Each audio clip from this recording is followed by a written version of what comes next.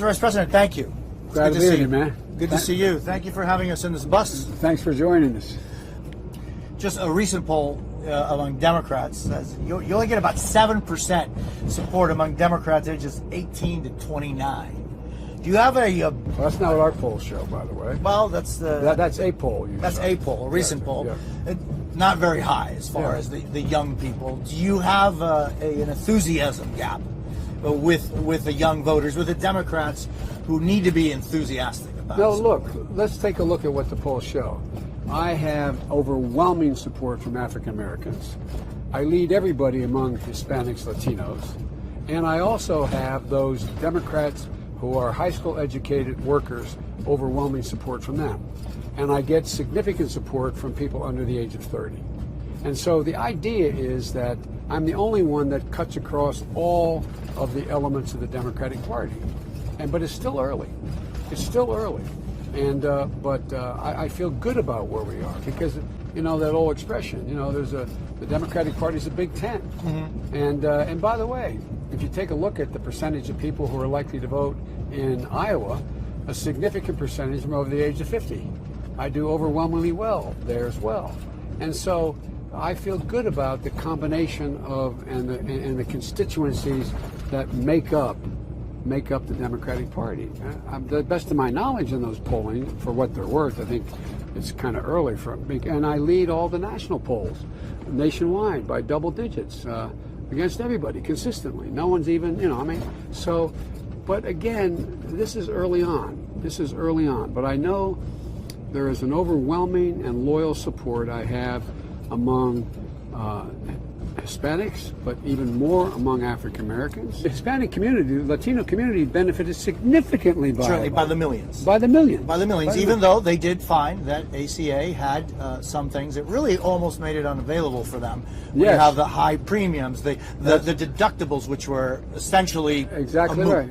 Insurance. And that's why we initially wanted, we couldn't get it done, but I'll get it done this time, that's why we wanted the public option. Because the very people who couldn't afford it would automatically be enrolled in the public option. Now, last June, when NBC and Telemundo moderated that first debate with you, I don't recall a clear answer. Under your plan, would the 11, 12 million undocumented immigrants that live in the United States, that have been here many for generations, would they have access to health insurance? Yes, if they can buy into the system like everybody else. That's like because, you know, in ACA they can't. Yeah, I know. Well, they can. That's my point. They continue to be able to do that. They cannot under the Obamacare. Well, that's my point. They will, though. They will be able to buy into. Just like, look, you remember all the talk about how all the immigration and the flow of people into the country is going to ruin Social Security? It's extended Social Security because people are paying, undocumented who are working are paying on their paychecks into Social Security. The same exact thing happens in terms of Obamacare will become Biden care, which is building on Obamacare, putting more money into Obamacare to make it more affordable, number one, and providing a public option. And they'd be able to buy in just like anyone else could. The Obama-Biden legacy includes more than 3 million people deported under the years that you all were in power. And some of the structures that were created during there have really been the ones that President Trump built upon to have his zero tolerance family separation policy. Should you be apologizing for anything? No, I think what we should be doing is acknowledging that comparing what President Obama did and what Trump did is night and day. No, but the numbers are there. No. More than 3 million people were deported. No, I understand that. That was what the law was at the time. What the president finally decided in 2012 was the Republicans weren't playing the game. They weren't serious about anything, about immigration reform. They talked about major reform. They talked about how we're going to change things. And he's the first guy to come along and say, okay, DACA, those undocumented kids, they're going to be able to stay here. And then he came along in 2014 and came up with a program where their families would be able to stay here. The court later ruled that affected 5 million people. 5 million people could stay, DAPA. And the court ruled that was beyond the power of the president to do that. What we're going to do on day one is we're going to legitimize DACA for kids right off the bat. I love the fact Well, it's that in the Supreme Court right now. So no, I know that, but we will get it if the Supreme Court rules against it.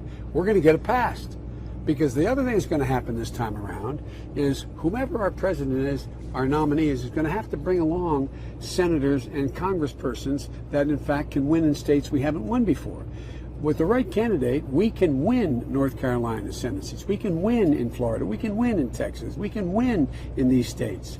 That's what's going to require to get anything done. do you have anything to apologize for with the 3 million people that were deported, with the creation of a system that this current administration has been able to utilize to separate families? There was a report today that the Trump administration was planning to support to divide up to 24,000 families. They would have been able to do that created. before that structure.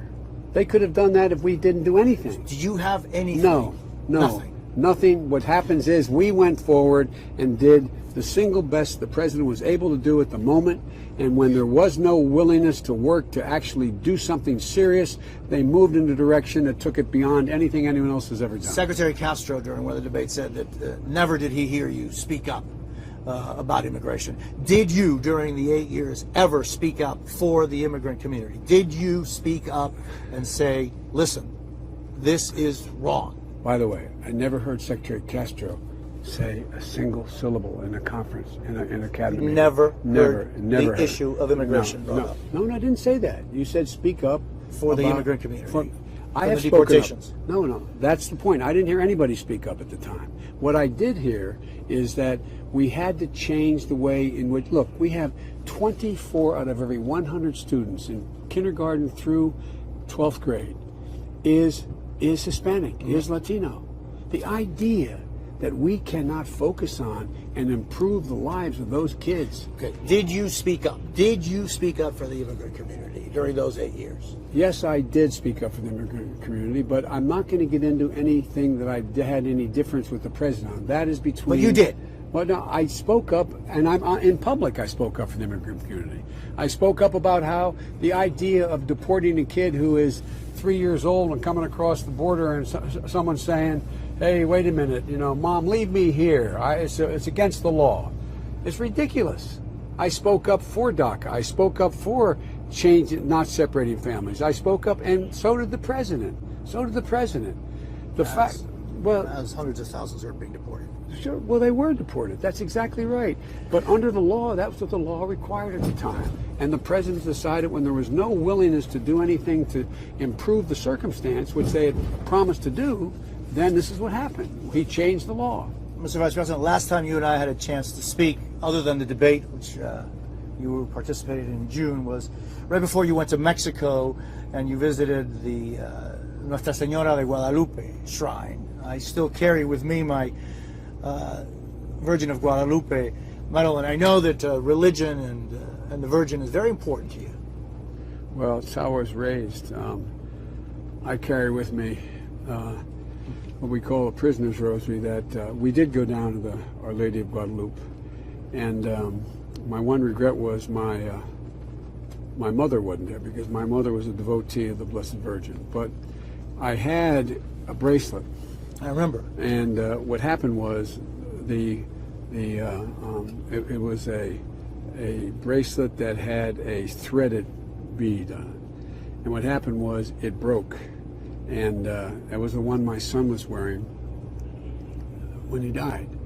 And this was his rosary. As you can see, that it's sort of... This is your son's rosary. This is my son's rosary, so I carry with me. I have my own, but this is the one that I carry with me. And it's when my son's last comment says, we were lying in the bed with him, his brother and I, in the hospital, because just holding each other's hands in a circle. He opened his eyes just before, and he said, "Dad, I'm not afraid. I'm not afraid." And it was because of his beliefs, his belief. I'm not suggesting the Catholic religion is the only religion. I don't mean to play. I'm not proselytizing, but because faith is what has gotten me through the kinds of things so many people have gotten through without the kind of help I've had with family. When I lost my wife and daughter, when they were killed, when the boys weren't likely to make it, when they told me I had a 30% chance of living because I had a cranial aneurysm and they fixed, and the other thing that this is about, it's about hope.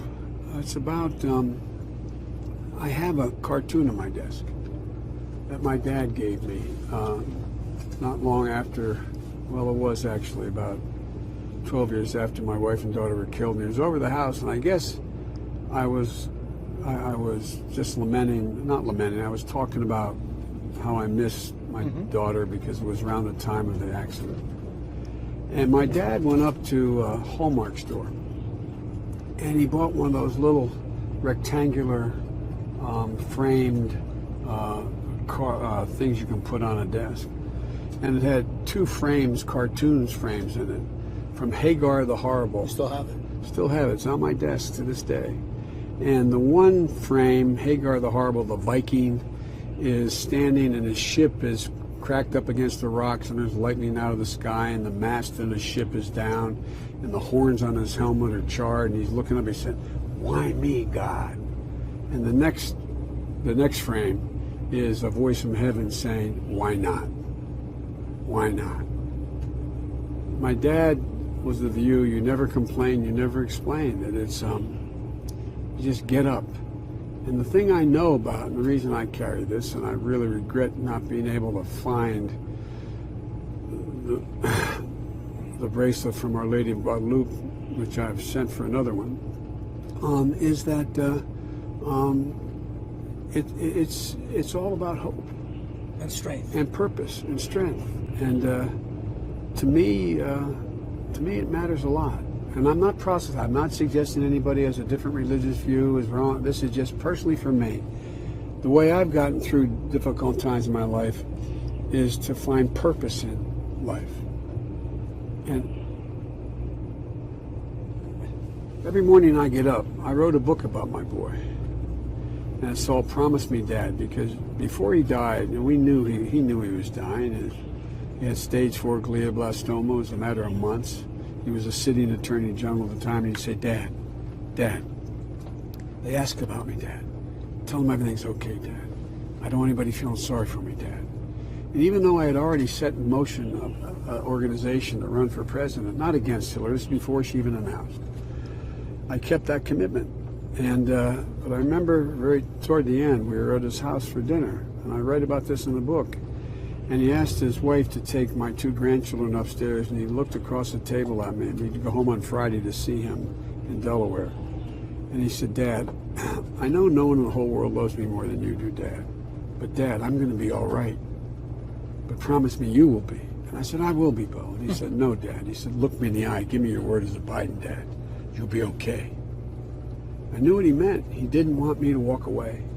He knew I'd take care of the family. I don't know why I'm even saying it. He knew I'd take care of the family, but he didn't want me to walk away. He wanted me to stay engaged with what I've done my whole life. And every morning I get up, I just hope he's proud of me. What he's doing. I'm sorry. Thank you. No, I'm sorry. Not at all. Yeah. It's important. It's important. And you know what? The cameras are off and your run is successful or not. There are some things that matter more. I agree. And I thank you for that time. Thanks, pal.